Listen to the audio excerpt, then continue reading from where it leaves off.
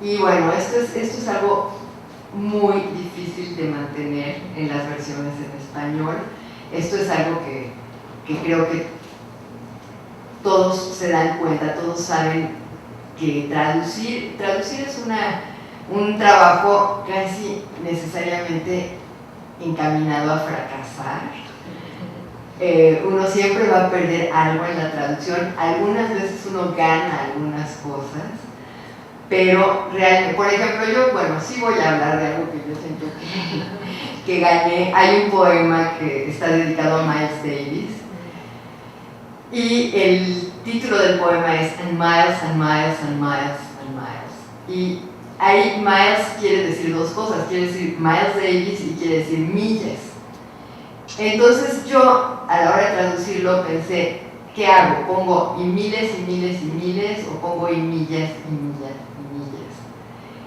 Y pensé, bueno, me gustan miles porque esto conserva, o sea, alguna gente va a leer miles y otra gente va a leer miles, y esto conserva lo que él está queriendo hacer, pero además en español miles quiere decir otra cosa, quiere decir miles de kilómetros, una muy grande distancia que también conserva el significado de millas y que le da otro giro al título. Entonces a veces la labor del traductor permite estos pequeños descubrimientos, a veces no hay manera de hacerlo. Sí, a veces uno tiene que perder toda la complejidad de la poesía en inglés para poder dar un equivalente que por lo menos sirva para que algunos lectores encuentren la poesía un poco más accesible, más fácil de leer, aunque, bueno, por eso es que yo también pugné porque el libro fue una edición bilingüe y los lectores pudieran estar viendo al mismo tiempo la versión en español y el poema original y tener una idea precisamente de esto que estoy diciendo, de bueno, hasta qué punto la traducción está conservando el significado pero está perdiendo otras dimensiones de la poesía que sí se pueden leer de todas maneras. En esa forma no están completamente perdidos. Entonces, bueno, esto es la idea que nosotros teníamos al empezar la traducción. Y fue algo para mí muy interesante, como digo, por todo lo que pude aprender, toda la cultura de origen africano que antes yo ni siquiera veía, de la cual no tenía ni mucha idea, y que a través de todo esto me fue empezando a ser más accesible. No sé qué tanto tiempo tenemos para... ¿Estamos bien? Sí, es que... Bueno, gracias, que tengo un poco más de tiempo entonces para poder hablar. Por ejemplo, para mí fue muy interesante encontrarme con todo esto de lo que estábamos hablando hace un momento, que es el impacto de la espiritualidad de origen africano en la poesía de Brathwaite, empezar a averiguar y a escucharlo hablar de toda esta dimensión en la que los espíritus intervienen en la vida cotidiana y de pronto alteran las cosas, darme cuenta de hasta qué punto la presencia de los antepasados era algo muy real, muy importante, incluso a veces un poco siniestro en la experiencia de Kamau Brathwaite. Y aquí quisiera contar una anécdota que quizá han escuchado antes, pero que a mí me impactó mucho cuando lo conocí. Y antes de hablar de esto, quisiera hablar de cómo conocí a Kamau Brathwaite.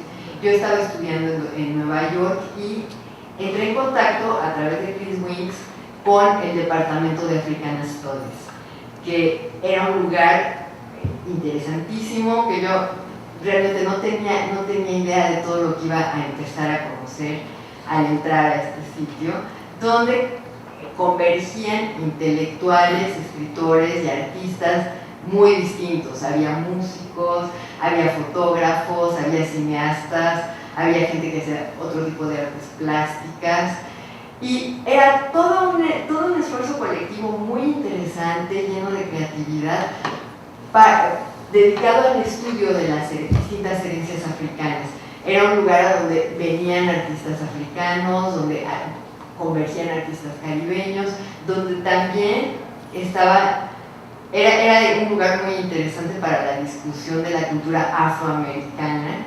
Estábamos en Nueva York, así es que había mucha gente que había participado en el Harlem Renaissance, que todavía andaba por ahí y que bueno, contribuía con su presencia, y cuando digo su presencia, tengo que hablar de sus presencias, porque no eran personas convencionales. Yo pasé mucho tiempo sintiéndome muy impresionada por cómo eran estas mujeres enormes, en todos los sentidos de lo enorme, vestidas con grandes telas estampadas, con unos enormes peinados de trenzas, joyas espectaculares, y mujeres muy elegantes, muy conscientes de su belleza, muy poderosas, que además eran muy inteligentes y muy talentosas, como Eve Sandler, que era la diseñadora de una revista llamada Black Renaissance, en la que aparecían muchos de estos trabajos. Hombres impresionantes como Salif Keita, que era un albino africano y que es un gran músico muy interesante. Entonces, bueno, era un lugar donde ya este nivel era muy interesante. La gente hablaba de cosas rarísimas para mí, ¿no? O sea, la gente decía, bueno, es que yo me estoy iniciando en la santería, es que yo, no sé, había alguien que había estado en Haití y que había estado tomando fotografía de los altares y de los sacerdotes de vudú. Había gente que bueno, tenía en sus vidas, esta espiritualidad era parte de sus vidas, y me enteré así, por ejemplo, de que había gente que hacía vudú en Brooklyn. Y bueno, debo decir que estuve tentada a incursionar, pero no llegué a tanto. Pero bueno, era algo impresionante para mí, era muy interesante en ese nivel, y también era muy interesante en el nivel intelectual, porque la gente estaba discutiendo cosas muy interesantes como es que yo me dedico más bien a los estudios de género, y una cosa que se pregunta uno mucho es cómo es que hacemos el género, ¿no? ¿Cómo es que practicamos el género? Y ellos discutían cómo es que practicamos la raza, qué es lo que hacemos para producirnos como personas con una raza. Y bueno, era muy interesante para mí, y en medio de todo este mundo así tan fuera de lo común para mí, estaba Kamau Bradley, que era una de las estrellas del Departamento de African Studies. Era un hombre con una trayectoria muy destacada, era un famoso historiador, un famoso intelectual vinculado con los estudios postcoloniales. Y bueno, cuando yo le dije que me interesaba traducir sus poemas, y cuando él estaba trabajando con mi esposo, entonces me dijo, bueno, claro, puedes venir a mi clase en cualquier momento. Y yo fui un poco intimidada porque realmente no sabía mucho sobre estos temas. Pero para nada me encontré con lo que yo me esperaba, porque había también una pantalla y él estaba contando la historia de su casa en Barbados, que se llama Cow Pastor, y estaba contando cómo le querían expropiar la casa para construir un aeropuerto, y cómo esto para él era una violencia muy dura, porque en la propiedad había un cementerio de esclavos, y entonces él, dedicado toda su vida a investigar la historia de la esclavitud, sentía que estos esclavos enterrados en estas tumbas anónimas, porque él había descubierto el cementerio por la disposición de los árboles en relación con el agua, pero no porque hubiera nada que marcara que era un cementerio.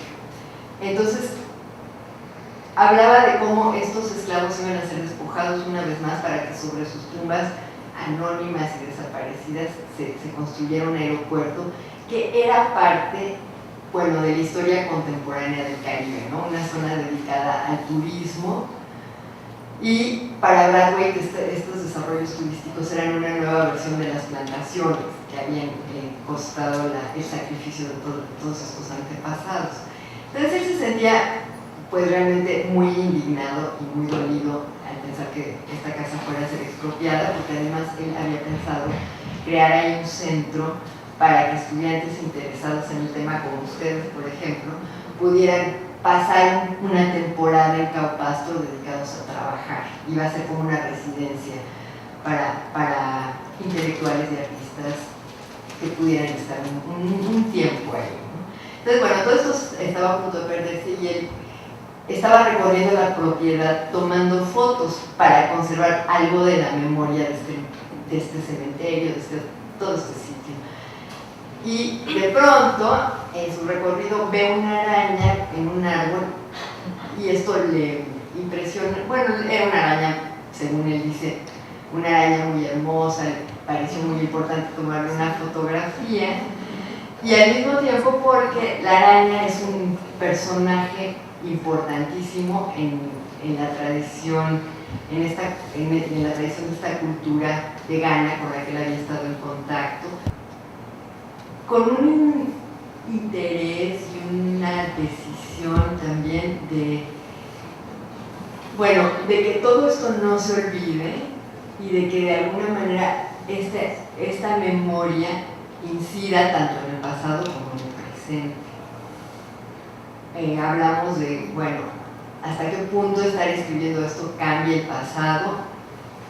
Pienso que cambia el pasado, pienso que los descubrimientos hechos así por él cambian las cosas porque hay una conciencia diferente de lo que pasó. Y también pienso, quisiéramos pensar que estos cambios también de alguna manera inciden en lo que estamos viviendo. Y bueno, por lo pronto, ya voy a terminar, por lo pronto para mí, vuelvo al principio, es realmente muy emocionante estar hablando de esto con ustedes y saber que el libro llegó a gente que lo está leyendo. No hay nada más que alguien que esté escribiendo, que está traduciendo, pueda desear que esto, y se los agradezco muchísimo. Y eso.